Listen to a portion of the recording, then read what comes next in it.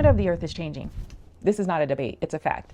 Just because you may not like it doesn't mean that it's not true. Now that this is clear, this is the foundation of the story of which I'm going to tell you. Because there are so many places that are quickly changing in our lifetimes, there's a new travel trend called last chance tourism. This is where people are rushing to see places like the glaciers and coral reefs or even Venice, Italy, before they are irrevocably changed forever or disappear due to the climate crisis. This isn't just a theory, the reporting is incredibly clear. For example, a major study of tourists at the Great Barrier Reef found that nearly 70%, that's 70, said that their primary motivation for the trip was to see the reef before it's gone.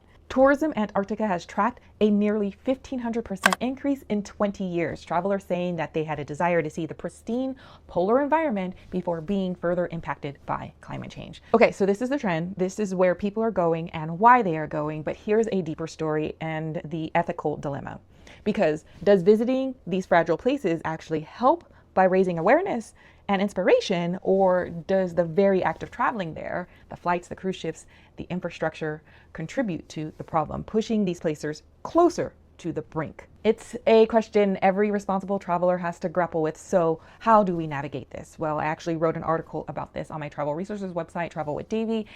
But here's a quick summary of some of the things to consider. 1, choose tour operators wisely. Look for companies that are certified sustainable, carbon neutral, or actively involved in conservation efforts that you can actually track about that destination. Number 2, minimize your footprint. See if you can offset your flights, use public transport, reduce waste, stay there longer. And 3, be an advocate. Use your experience to educate others. 4, seek alternatives. Sometimes the most responsible choice is to just not go, but to experience it in another way, like a virtual experience.